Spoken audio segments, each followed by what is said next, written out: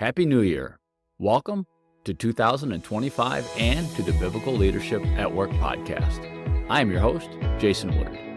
In this month's episode, we will meet Matt Lucas, President and CEO of Our Daily Bread Ministries. Listen in as we learn about Matt's unusual career trajectory and how God led him to lead this renowned and influential ministry. Matt will also share some insightful ways in which he tries to lead with biblical principles, as well as sharing a bit about how the ministry is organized and structured. I hope you will find this conversation as edifying and insightful as I did. All right, well, Matt Lucas, brother, I appreciate you taking the time to join me today. Matt is the CEO of Our Daily Bread Ministries, and I'm super excited to have you on the show today, brother. Thank you for joining me. Thank you, Jason. So, let's get started like I always do. Tell me about your career background and maybe go back to university, college, just after high school, and run us through what the Lord did to get you to leading that great organization that I think many of us, if not all of us, are familiar with. Well, it's definitely one that was unplanned. Even though I was a young boy, I had dreams of one day being a CEO. If you remember that, I was very entrepreneurial. But by the time I was in high school and early college, I decided I wanted to be a teacher, and I was really interested in English. And so I did my undergraduate and my master's and my doctorate all in English literature. And went right through that, back to back, was done by I was 26, and was thinking about going and teaching at a college or university, particularly a small Christian university. My dream was to be in the classroom for 50 years and teaching students. Before I ended up there, I taught high school for a few years. I completed my coursework by 26. I had to take a couple more years to finish up my dissertation. So I did that. I was in teaching high school and really loved it. And really felt like, whether it's high school or college, wanted to do that. Was invited back about 10 years after graduating from my alma mater to my alma mater, and was teaching. Was actually asked to lead right off the bat is in an administrative position, and I would do a little bit of teaching, but it wouldn't be in English literature. So I said yes because I thought this would be a way back to the classroom, and did that, and started out as a director of the first graduate program at Corbin University.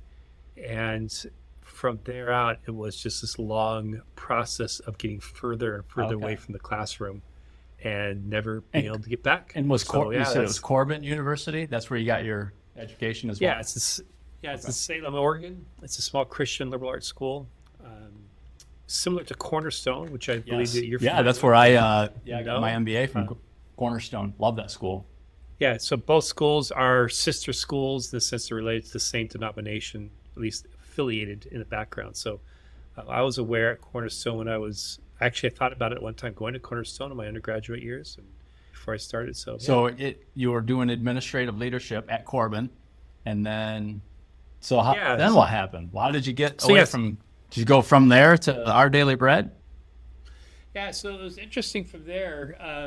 I'm a director. I'm 32 years old, and I'm serving as a director. And I've never led in a formal role. And I had to start a program from scratch in 3 months. Had to hire people, had to lead faculty, and I'm just making this up as I go, trying to figure it out. Thankfully, I had a really good mentor. My boss, the dean of education, was a phenomenal leader, strong woman, and really was good. She had raised sons, and she was really good at mentoring young men.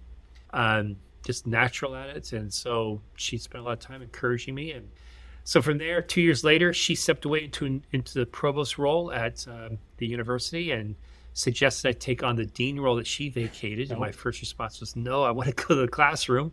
But 6 months later, I'm like, okay, I'm doing the job as the interim dean. I might as well take the title. So I do that for 2 years. And she leaves to go to another university and vacates the provost position. And she suggested to my future president, or my current president, but my future boss, that, hey, you should look at Matt Lucas. And I was actually on my way to Indonesia to go be a dean in liberal arts and teach English. Like I'm going to Indonesia to go back to the classroom and be a dean. And Anyway, it was a long story how it all worked out. I'm becoming provost. So I'm 36 years old. I'm a provost. I have no desire to, like, this was not my trajectory. But yeah, I think other people saw some leadership skills, administrative skills in me. And I just started discovering that it just was natural. So from there, from provost to executive vice president, from executive vice president, I left there and went on to Indiana Wesleyan University, where I was chancellor there. Indiana Wesleyan is the largest Christian school in the CCCU, the Coalition of Christian Colleges and Universities. The Coalition Council for Christian Colleges and Universities. And did that for 5 years, and then was headhunted from there into this role, which I was not looking. At one time, I thought I might leave Christian higher education and go to a nonprofit position, but was not looking for this, and am surprised, probably as surprised as the next person that I'm in this role. Yeah, it's just how long ago was that, Matt? Very surprised. Yeah, so March 1st of 2022 is when I started. So it was about 2.5 years from the taping of this. I've been in this role, and it's been a good fit. I can really see and look back in my life how God used this, or prepared me for this role. When I was a young man, before I was still in college, I had aspirations to write devotionals and to do curriculum like that. They weren't very good. But over the years, I kept doing that. I'd write devotionals, write things like that throughout. And, by the time I was at Indiana Wesleyan University, I was doing that on a regular basis in my role for the school, for the university, for my employees. And I told my wife, I would love to be in a place where I could do this, is a core part of my job. It's interesting. I'm here. I do write for our devotional material, but I don't do it as much as I would like to do it. The job doesn't give me the freedom to do that kind of reflection and writing, but I do get the opportunity. It's kind of hard to say no to the president when he says he's going to write for our content.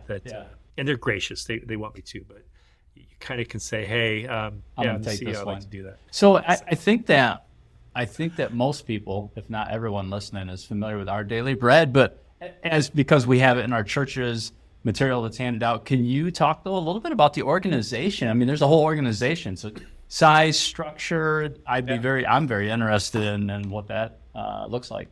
Yeah, I think most people. Yeah, I think a lot of people are familiar with us because of our devotion. We're much bigger than that. We're really a Bible engagement ministry. We have 700 employees around the world.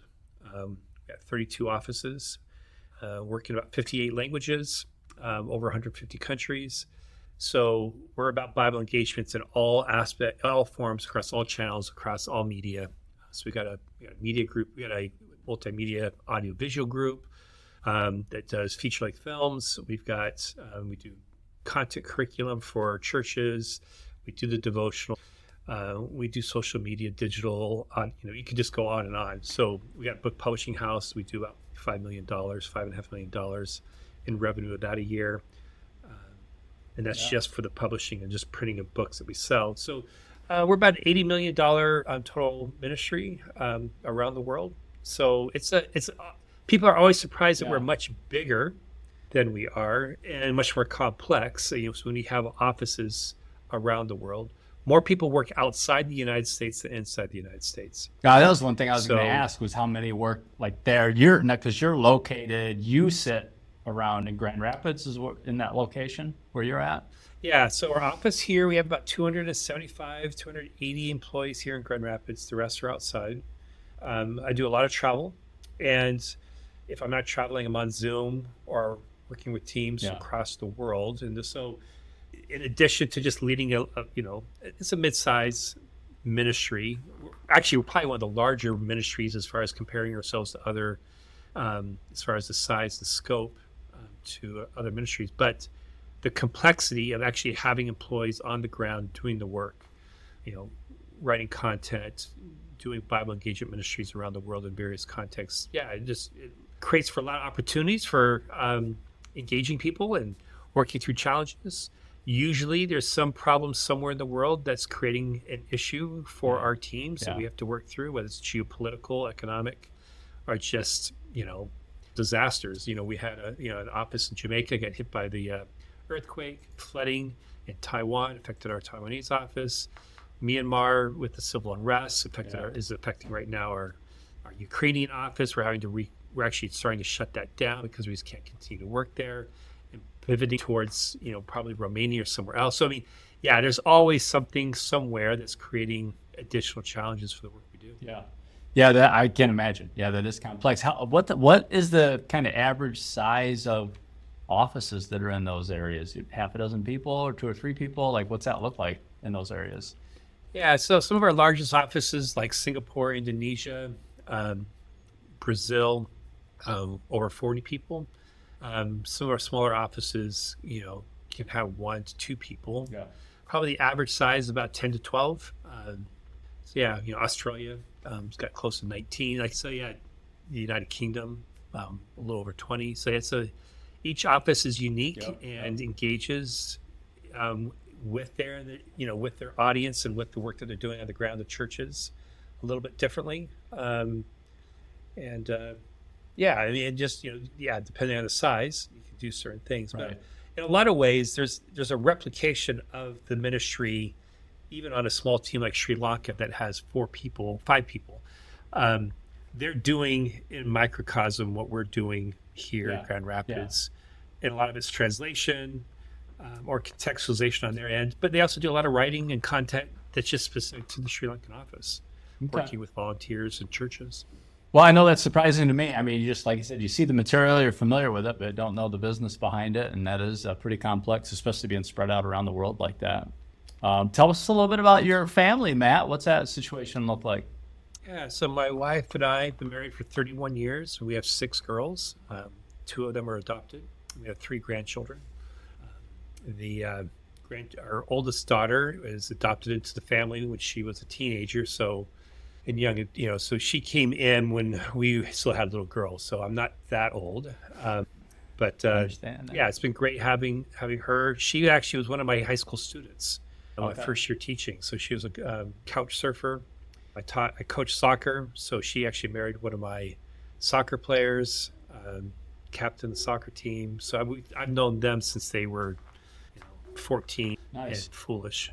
And then we have another daughter we adopted from Namibia. She brought her into our family when she came here to the States, and she didn't have anywhere to go, so we just brought her into our family. And then we have another 20. So she's 27 or about to turn 27. We got another 27-year-old that's our biological daughter, and then a 24-year-old, and then identical twin girls who are 20, about to turn 21. Nice. And then like three. I don't want to leave our grandkids out. So we've got a 12-year-old, a 10-year-old, and a little 8-year-old. So, but they're in Oregon, so I don't do the same. Oh, okay. Grandkids are the greatest. We've got 2 that are 5 and 1, and it's what a joy. Okay. Yeah, and they're local, so we can see them quite a bit. That's a huge blessing for sure. What about your faith, Matt? Like, what's your faith background? How'd you come to know the Lord? Maybe denominational background. Tell us a little bit about that.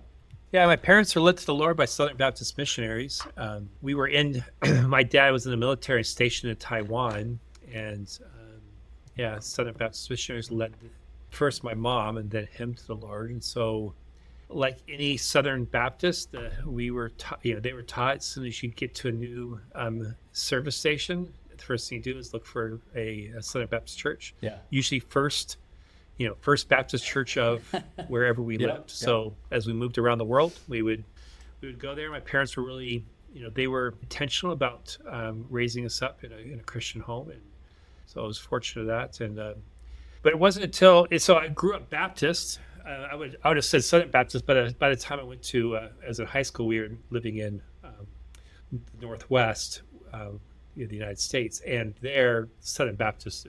There's not a lot of Southern Baptists in the Pacific Northwest. Yeah. And so we ended up going to a church that's actually, as I was mentioning to you earlier, is associated with the General Association of Regular Baptists, which are behind both Cornerstone and Corbin University. Okay. So they just happened to be at the church in our neighborhood, in our area. Parents liked the church, so we went there. Went out to the university, which, again, Corbin, and wanted to go to a Christian university, and that's where I met my wife. She was also raised. She wasn't raised Baptist, but raised in a small village missions church. Lived in a very rural area of Oregon, but really grounded in her faith. And we did that. We raised our girls in a Baptistic churches, yeah, I've really been fortunate. I was able to serve as an elder and, Sunday school director and small group leader, men's ministry leader. So I've been involved in a number of areas with the church, led youth group for a number of years. Um, it's been interesting the last couple years because of our moving, we're still getting acclimated. We've landed at a church. It's non-denominational here in town, but still trying to figure out what it looks like to be engaged in church while doing full-time ministry. And I travel a lot around the world. And so as I travel, how do I balance that and the demands of work? Yeah, serving in ministry. And I found we made one major move in our life, and it wasn't a long ways away, but far enough where we had to find a new church. And that was the biggest challenge for us. That was out of everything. We were pretty deeply grounded in the church our kids grew up in, and we moved when they were our two oldest were teenagers. And that's huge. That's a big challenge. I think a lot of people, I think for us, we underestimated that challenge. The church in Oregon was our church family at such a deep level. Yeah. And when you leave, and you long for what that community was like. And you come into new communities where you're not known and people have grown up and, you're coming in at a different stage of your life. It is more difficult. So, it's been a learning experience. Because of that, my wife particularly has gravitated more towards newer people coming into the church and international people, because we've done a lot of work internationally over the years that we've been either my job or just in our own personal ministry. And so that's kind of been where we started to create that, community. But it's very different than what we had in Oregon. Yeah. No, I think the same thing. We underestimated the impact it would have on ourselves and our kids, but the Lord grew us in a lot of ways through that. Hey, topic of leadership, Matt, when you think about leadership and your own emphasis, I guess your own, core principles, what are those? What are the core things that you go back to as a leader? Yeah, you've been doing this now for over 20 years in leadership roles, and I think probably the best way I've tried to, I got a lot of things that I kind of, hooks and things that I grab as I'm leading, but I always come back to my definition of leadership that I use, which is to serve and shepherd a team so they can accomplish more than they think possible for a better future. And I think there's some key aspects of that. So one is serving and shepherding. I like to talk about both of those, partly because I'm wired pastorally. Mm-hmm. People have called that out of my life. I will not be surprised at some point in my life in the future that I don't end up pastoring full-time or in some way in a church. But I like that kind of shepherding aspect of caring for people and really helping nurture and encourage them, call out the best in them, and then, of course, serving, and doing that in a way that is about them. And then I like to talk a lot about team. My greatest success is really the success of the team. Yeah. When they do great things, I love to see it. I love to celebrate that. I love it to be about them. And really, I feel great when, I'm in the background and I can point to the work that they've done and say, hey, they've been phenomenal, and point to that. And I think it's really important to realize that team really helps you accomplish more than you think. I always tell my team, if you're not asking to do something more than you think possible, then why do they need you? Yeah. Right. What people need, whoever that is someone to come in and say, hey, we can do what we don't think is possible right now. And then it has to be for a better future, right? Because you can lead in any different direction you want to, but if it's not pointing to a better future, for us as followers of Jesus, right? That better future is both a life transformation in Christ, but also one that actually impacts the kingdom. Yeah. So for me, I came up with this about 8 or 9 years ago. I was trying to think about when I think about leadership, what are the core things, and I've kind of baked that together. And I go back to that a lot. I just ask myself, hey, how am I doing on that? Where's that going? And as I talk with my team, okay, this is what we're trying to do. This is how I'm trying to lead us. Then as you lead your team, you can come up with your own definition. But the goal is at some point the goal is to get that team to come together and to do something more than they thought possible, or they don't need you. Get somebody else. Yeah. And do you think, Matt, as you as you develop that vision, one of the things I've learned, I'm just curious on your thoughts on this, I've had to learn this, is soliciting the input of the team in that kind of that vision development, right? And not just, hey, I'm going to come as a leader and I have this totally formed, developed vision. This is what I need you to help me to get to, type of thing, versus, what does better look like for whatever the organization is. I work in for-profit, you work in nonprofit, but as you said, we as leaders, we have to be moving forward to improve. It's like in our personal walk with Christ, the sanctification never stops. What have you learned through that, or what's your thoughts on how do you hone and develop that vision with your team? That's a great question, Jason, because I thought about that. I've given that a lot of thought, especially in this new role. And I look back in my younger years, and being young, being thrust into leadership, I was leading people that I was the youngest faculty member, and I was asked to be the proprovost. Yeah, you're in charge. So I'm like, so there's a sense of insecurity and trying to, hey, I know what I'm doing, and looking back, I had ideas and I had a vision for what that looked like, but I really felt like I had to do that, even though I knew all the right language. I had read the books. I was reading the books. It's hard to kind of really put yourself at a very, humble yourself, lower your ego, and really be about the team. So while that definition probably that I just gave was, leading a team so they can accomplish more than they thought possible. Like I would say that I could maybe think that, but I really wasn't practicing that on a real heart level. So I could see when my heart was like, oh, I really want to strive here. I want people know that I'm doing this. I'm feeling insecure. Some of that comes with age. I grew up and just started realizing, hey, just getting older is, some wisdom. But then really the Lord just doing a work in my life and just saying, and really listening to where my heart really was and where, as much as I could know my heart and recognizing that I don't fully know my heart and just being sensitive to that and say, okay, you know what, I do sometimes want to strive out in front, and how do I lower that? So now in this role, I'm 52, about to turn 53, and there's this balance, and you probably experienced it yourself. There are moments when I have to lead, and if I don't, there's a vacuum, and I'm doing a disservice to the team, and I'm doing disservice to my role, and this is what God's called me to. Conversely, there are times when, hey, I need to step back and let others lead. And the way I've kind of worked through that is just really trying to walk in step with the Lord, listening to what the Holy Spirit might be saying in that moment. Sometimes it's exhausting, so I'm really just trying to listen in that moment. And so I talk about the team. I talk about this a lot. Here's another principle I talk about, which is the definition of humility, or that what humility looks like is humility is being the right size for the situation at the right time. Because sometimes you need to be bigger and sometimes you need to be smaller. And humility coupled with wisdom allows you to know where that is. So if I'm too small for a situation where that calls me to be bigger, to use my talents, my gifts, then I'm not doing it well.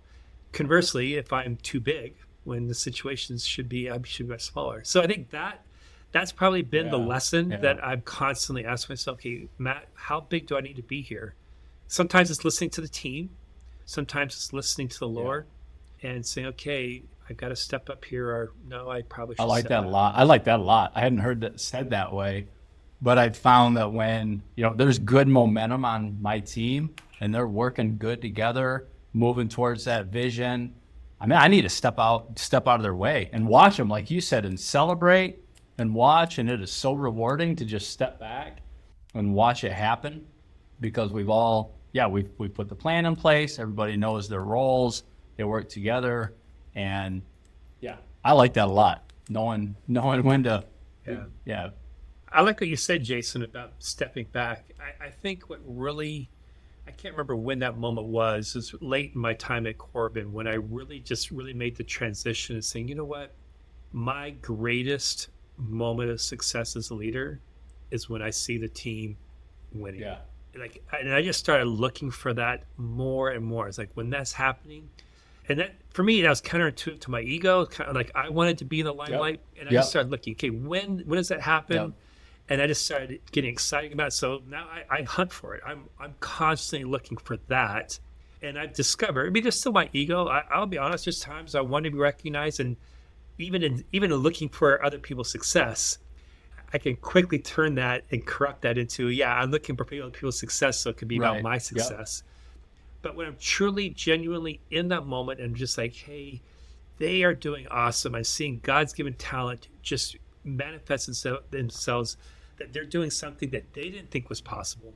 And I get excited about that. Yeah. That's when I'm in my sweet spot. And for me, then everything just, I can find myself just disappearing and like, that's awesome. Yeah. So, yeah. They don't need you right now. They got Correct. it. That's good. Yeah. No, that's absolutely right. Hey, Matt, when you were a young leader, what was something as you look back now and you really struggled with, and maybe you've already touched on a little bit, but do you still struggle with it some? What have you done to overcome it? Like, what was something as a young leader really you battled, struggled? I mean, definitely what was being thrust into the leadership the way I was, there was a sense of insecurity and inferiority and trying to figure that out. And definitely coming to terms with that was a major issue. My mentor, probably one of the things that she would say to me is that, like one of the things where God's wired me is that I can usually connect things quicker than most people in the room. It's just, it's just always been the case. I can see the dots. And because I could do that, I would quickly, and then my ego is like, I want people to know that I've connected the dots quicker than everybody else in the room. Yep. And really trying to not get, like, that became a major issue. So, and then that's dangerous, right? So just because you connect the dots doesn't mean you're connecting them the right way. And you might not have a full perspective on that. And so I think that's probably been an area I still battle with that at times, that I could be in a room. I've had people say that. They're just like, Matt, it's amazing how quick you can process information.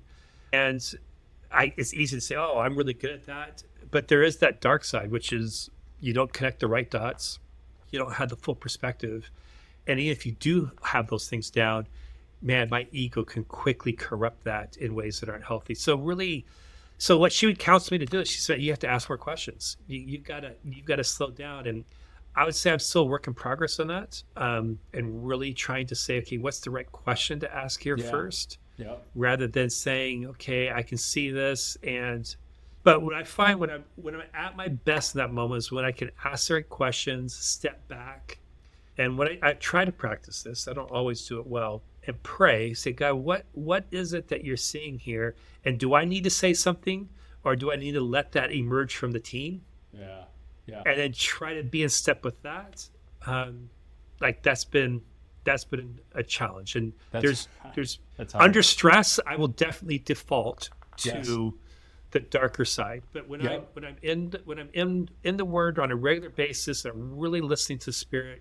There's a sense of like, okay, that's when God's using me at the best, at my best potential. Yeah, when you know in your head you have the answer, staying curious and asking questions and not just getting to that answer, to that end game. I think that curiosity piece has been something I've had to learn, is ask. Yeah, that's a better way of saying, you said it in a few words. No, it's good. I think I relate to that too. Just be curious and ask questions and not just because I have to jump to conclusions and they're wrong. Sometimes they're right, but too often they're wrong, and you don't let people kind of walk through the process, the thinking process. So one of the things I wanted to ask you about is your spiritual disciplines. Like, what do you do on a daily, weekly basis to stay close to the Lord and keep growing sanctification, growing in holiness? And what does that look like on a practical level for you? Practical level. So for us, we're a Bible engagement ministry. So, when I came here, I said we have to practice we profess. Yeah, that's right. I mean, it would be really strange that we're talking about this and then we don't do it. And, as a CEO, it starts with me about what does that really look like. And, fortunately, I've come to ministry where that's already a natural part of my life. I'm always growing in that and is able to, just continue that. Regular discipline of prayer. One of the things that I do those things. I don't always do it perfectly. I'm the CEO of our Daily Bread Ministries, and there's days that I get too busy and run out the door. Like, I'll get to that later, and I don't. I don't. And I always pay for it. I always pay for it. Or I might get by with it for one day. Like, okay, that where this, but it'll come back, right? So I think really what I've been working on lately is really trying to slow myself down and still myself. And like, just even today, I was just noticing before, about an hour before this, my mind was racing. I just got the phone call and just realized I really hadn't spent time praying as much as I thought I had been praying about the very thing that we were talking about. And so really just trying to pause in the middle of that moment and just say, okay, I need to step down. I need to be quiet for 5 minutes, try to still my mind, not let it race to the next thing. So that's one. And then the other side is, I'm fortunate that I could do this, is that in a ministry like ours, I've been in a Christian ministry in leadership my entire life. I can stop a meeting and say, you know what, I think we're stuck right here. We're pausing. We're going to pray. And sometimes I don't do that with the large group. I'll just do it for myself and I'll let them keep talking. I'm just like, I need to pray. And really trying to practice. So when James says, if any lacks wisdom, let him ask of God, he'll give it to you. If I really believe that promise, then how do I actually live into that in the moment? So that kind of, I would speak to our audience like, hey, if you have that moment and you're, especially if you're in a Christian setting where you can actually do this verbally, vocally, out loud, do it. Because man, it's been, our teams will always say that, that when we do that, the Holy Spirit comes in and does things in ways that, it changes the conversation, or it gives us clarity, even if things are like, stop. Okay, we just have a sense like, hey, we need to stop here. We're going to do something different. I think that diligent, really listening day by day, practicing the presence of the Holy Spirit on a regular basis has been probably the key thing I've been keep coming back to. Another leadership topic. Who do you follow? Who do you read? Podcasts that you listen to? Like, what are some recommendations you would have for the audience who help you stay sharp as a leader? Yeah, if you were sitting here looking at my desk, I have a small bookshelf right next to me here of books that I come back to, and behind me I got a leadership bookshelf. What's interesting, the books that are probably the most influential have actually been books that don't directly address leadership. So one of my favorites is Visions of Vocation by Steve Garber, which really talks about the idea of how do you, like, what does vocation look like? And he says basic vocation is a calling of loving the world despite knowing it in all of its ugliness. So as I talk with leaders, at ODB, our Daily Bread Ministries, the longer I'm here, the more I know it, and I know how the sausage is made, and I know the weaknesses. Can I love it in spite of all that? And I think that's a way to avoid cynicism, because I think as leaders, it's easy to become cynical. So that's a key book. Another one is called The J Curve by Paul Miller. It's a great book it's a Pauline theology, very practical, in which he just talks about the shape of the gospel is a J curve, both death, burial, and resurrection. And it's a very simple idea. Miller just really kind of elaborates on it, really goes deep on that. And in fact, last week I was talking about leadership and we were talking about change management, and I just used the J curve as a biblical principle, but I talked about that in change management, and then I talked about that from a biblical perspective, what was really going on in death, burial, and resurrection. So for me, it's been those books. Another one has been Life Together by Dietrich Bonhoeffer. And that's just been a transformative book that I come back to over and over and over again, especially chapter 1. So I could go on. I would say the last one that like I said, I got about 15 of them here that, like, I just looking at the shelf, I go, oh yeah, that's the key point that I have here. But one that I would really encourage people to really consider looking at is Dangerous Calling by Paul David Tripp, who this is written for pastors. Chapter 4, I think if you're in leadership, particularly in Christian leadership, really going deep into chapter 4, and Paul Tripp really just gets into knowing the leader's heart, and he's just got a whole list of questions. And it's good questions for me. They're good questions for my team. There's the questions that people should be asking me. In leadership, it's easy to say, oh, Matt's got it together. He's the CEO of our Ministries. I need those questions. And Tripp just does a good job. And he's really worked with a lot of pastors who's fallen and just seen ministries implode. He worked with the Mars Hill Driscoll's church out in Seattle. And I was connected and kind of watched that at the front row seat implode. And after all that, another issue in the church I was dealing with, I read that book. And I mean, that book, chapter 4, I think it's essential for any Christian leader. Like you've got to wrestle with that book, and you got to wrestle with that with your team. Love it. So yeah, that would be like I said, I got like 12 others that I'd love to talk about. So no, that's great. One of the things you mentioned that I want to go back to that I think was pretty impactful in my life, and I think I still see it impact people, is this: as people get an opportunity to take on leadership roles in ministry. So, and I think specifically local church ministry leadership, at least for me, and I've seen this happen with others, there's a rude awakening sometimes of some of the problems and sins and struggles that are happening in the church that the typical parishioner are completely unaware of, and rightfully so. And when I can remember, it was probably 20 years ago when I first was asked to serve as a deacon. So you began to see some of the broken relationships and the struggles within the church, and it can cause you to become cynical. It will challenge your faith a little bit, and that I thought all these people were just, they come to church and they're dressed up real nice and everything looks great on Sunday, and then you start working behind the scenes, and either among the leadership team, I've seen some awful bitterness, and I'm sure you've seen and been involved in some of those horror stories, but then also just getting pulled into some of the brokenness within the church to minister to those people.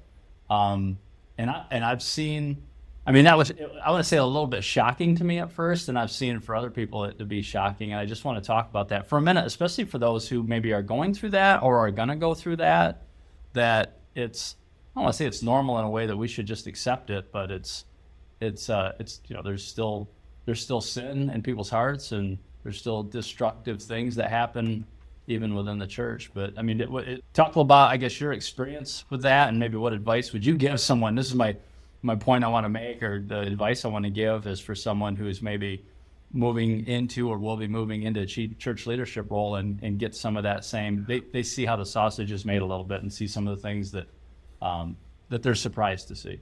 Yeah, no, that's a great question. It's an insightful question.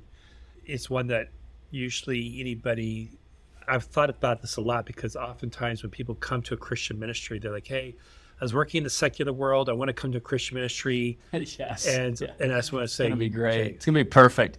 You're going to run into problems. And I actually say you're probably going to run into more, because on top of just the fact that we're humans, you've got the spiritual warfare. So that there's going to be probably even a heightened sense of this. This is the reason why Bonhoeffer's book, A Life Together, I wrestled with this. I'm a young guy. I'm leading a Christian university, people who know their Bible inside and out, and I'm watching people just do things that we wouldn't teach that in the classroom, and why are we behaving this way? So in Life Together, what Bonhoeffer says is that the dream community is actually the thing that needs to die, because the ideal because the real community, so the dream or the ideal community that you might have of what this should be, that needs to die, because the real community of believers and all their warts and ugliness is actually part of your sanctification process. Yeah. So the more I just really really sit underneath the weight of that, which also means my brokenness. Yeah. Is actually part of other people's sanctification. So there's that piece of really wrestling with that. And then there's this other side of also recognizing, well, what needs to change in me? It's easy for me to identify all the other things, but what really needs to change in me? And sometimes it's just long suffering and dealing with people's brokenness, because you like to just say, hey, what are you doing? Yeah. So then there's that piece. So I always ask myself, before I want to solve anything that I see, is like, God, what in me has to change? And that I find that usually takes longer than 1 minute or 1 day. I have to really sit with that for a while. And then lastly, I was just talking with a pastor right before this, and we were just we're unrelated to this, but he said something that I think is really true. It's like, and then there's a moment when you have to do what Jesus is calling you to do. It's to step into a difficult conversation, even if it's going to blow up. And I think it's those three pieces: the depth of the dream community and living with the real community, recognizing how I contribute to that, but then also really listening to the Lord and saying, okay, when do I need to say something, and not measuring saying something if it goes well, right? I mean, actually today's devotional in our daily bread was about Daniel, and the men around him in Daniel chapter 6 could find nothing wrong with him, and they searched and searched. And so what did they do? So they manufactured a new law so they can catch him praying to his God. Like, you could be doing everything right and still find yourself in a situation where you're going to be tested and tried, because we live in a fallen world. And we sometimes as Christians go, well, if I do the right thing, it should be easy. Yeah. It's like, no, it might actually get harder. Well, you look at right? like Jesus lived a perfect life that did not end well for him, right? They Correct. hated him. Yeah. And so I think it's those three pieces. Good. Dream community has to die. You have to be able to say, hey, what's wrong with myself? But then you have to ask yourself, hey, I might have to say and do something that's really hard, and it might get worse. But am I going to be willing to do it? But I don't think you can. I think the problem is if you start with that third point, you've got a problem. Yep. You've got to start with, hey, what has to die? Yeah. What has to change in me? And then you're at a place where God probably is able to use you to say, okay, now you might be actually seeing enough of this clearly to be able to say something that's constructive to the situation. I love that. No, I actually was praying about that this morning in a relationship that I have, that, Lord, let me have the wisdom to say what needs to be said. If it needs to be said, you direct me what to say, when to say, and even if that means it's going to blow up, if you will, but also help me to keep my mouth shut. And if it's something I have to look inward on. So I'm going to get that book. I'm going to download that book to my Kindle. I've read Bonhoeffer before. I've not read that book, but everything I've read that he's written is really very, very insightful. What's great about that book, I mean, it's probably the shortest book he's written. Oh, okay. I mean, it's quick, especially and again, I think the first chapter is the best chapter. I think the other stuff, I don't find it as helpful, but chapter 1, Life Together, man, it's good. Awesome. Hey, Matt, if you had somebody who reached out to you that young, let's say someone who's young in their career and the first time they're going to get to be a leader, and they're like, hey, Matt, if I buy you a cup of coffee, can we meet and just give me some advice, generic advice on first time leadership? I'm get to be a supervisor or manager of a team. What advice would you give to somebody in that situation? Yeah, that's kind of hard because each situation is different, but you're saying general. I think the thing that I come back to is what I look for in a young leader is I always look for how teachable they are. And so I think the questions I would ask is like, how teachable are you really? I mean, if you're going to have to lead people, like, you're going to start leading yourself first, and that leading yourself first is realizing you don't have all the answers. And so how teachable are you? Because you're going to make the mistake. You're going to blow it in front of your team. And I've watched leaders, and I've been guilty of it, doubling down because you can't lose face. But if you can really assess the teachability of your own heart and be teachable, because the real moment of leadership, I believe, is when you blow it and you let everybody know that you've blown it, and you don't say, I'm sorry. You say, I need your forgiveness. Please forgive me because I have wronged you. I have done what I shouldn't have done. I'm not talking about a mistake. I mean, that's different. But you just will. You're gonna sin. You're going to fall short. You're gonna do your team wrong. And I think that teachability allows you to say, hey, I need your forgiveness because I have wronged you. It's awkward. I've had to do that a couple times, even here. It's awkward. No one likes it. I don't like it. And then everybody wants to say, oh, it's okay, because you're the leader. But when I told people, no, I have to stay in and say, no, it's not okay. I have wronged you, and I'm asking you to forgive me because what I did doesn't line up with Scripture, and it hurt you. Yeah. I think that moment, I think for me, that's the defining moment of. I watch for that in a leader when they do some version of that. I think. That's when, at least in a Christian setting, that's when leadership starts going to a different level because you've been able to take yourself off that pedestal. Yeah, that's huge. That level of humility and teachability. That's good. I appreciate Again, I don't always get that right. No, so I'm I with don't you. want to put myself I'm on with the you. pedestal there. But I had to do that today. I had to go back and apologize for an overreaction I had in a meeting, and So, and it's tough. You know you're wrong, but the Lord was working on me, and of course, he's right. There's some conviction there, so to go back and make that apology. I like that though, to go and say, hey, I need your forgiveness. That's a little deeper level. Two other questions for you before we wrap up. One is, do you have somebody, and you don't have to answer on the spot, but if you know, that's great. You have somebody you'd like to see on the podcast, be a good fit? Someone who's, had a few decades of leadership under their belt like yourself, and that you respect as a leader in profit or nonprofit? Anybody you can think of? Yeah, there is someone. He's been a mentor for a number of years. His name's Vance Day, Judge Vance Day. He's a retired judge. Nice. He lost his judgeship because he would not marry homosexual couples and paid a high price in Oregon for doing that. And I watched him walk through that. So I would love to introduce you to him.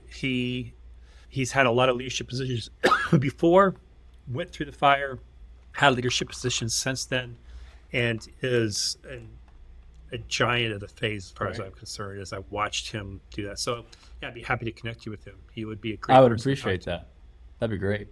And then, so thank you. And then, what do you hope people remember about you, Matt, when your full-time workplace journey is done? What do you hope, as they think about having interacted with you, work for you, what do you hope they'll remember?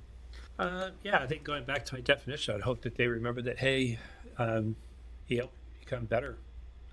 He made the ministry better. He made us better as a team. And that they would remember more about the stories about how the team really was functioning well and not necessarily about me. I think if you can, because then I would say, hey, they don't need me anymore. Yeah. So I think every single leader, your real job is to get to the point where you're just not needed. Yeah. That's good. I think back when I've had the best teams that I was a part of, led or was a part of, and there's such rewarding times. You wake up in the morning ready to go to work. Even if you're facing some strong challenges, you're like, that's all right. I've got a great team of people, and we're going to get through this together. Versus, all these constant infighting and battling and division. Before we wrap up, if people want to follow you, get a hold of you, how do they do that with you and or the ministry? You mentioned there's more than just the devotionals that get left on the, by the church bulletin every week. So how can people keep track of you, get a hold of you, and Our Daily Bread also? Well, so definitely, reach out. matt.lucas@odb.org. It's an email. I don't do a lot of social media platforms, but I do use LinkedIn a lot and heavily. And so, that's probably the place. I tend to, probably easiest to find me if you can't remember the email, just look Matt Lucas in Our Daily Bread Ministries, and I will show up and would love to connect. And I use that as my primary way to engage people inside and outside the ministry. Yeah, and I'll link to that too in the show notes so people can go right to your LinkedIn page as well. And I'm guessing just Our Daily Bread Ministries, you can start there and find out all the different resources that you guys are putting out, right? Yeah, I'm glad to do that. And it'd be wonderful. Good. Well, good. Well, thank you, brother. I know you're busy. I really, again, appreciate your time. I can't wait to get this out there and have people learn about what the Lord's done in and through you, and a little more about Our Daily Bread. Like I said, it's such a prolific ministry in churches, at least in Protestant churches, I know I've known about for decades. So it's really neat to learn more about it and about you. So thank you. Thank you. All right, brother. Take care. And thank you for joining us again this month as we meet another leader who is striving to honor Christ in their work. I pray that we all are more effective at this objective in 2025. Lord willing, I will be back again next month to help you do just that.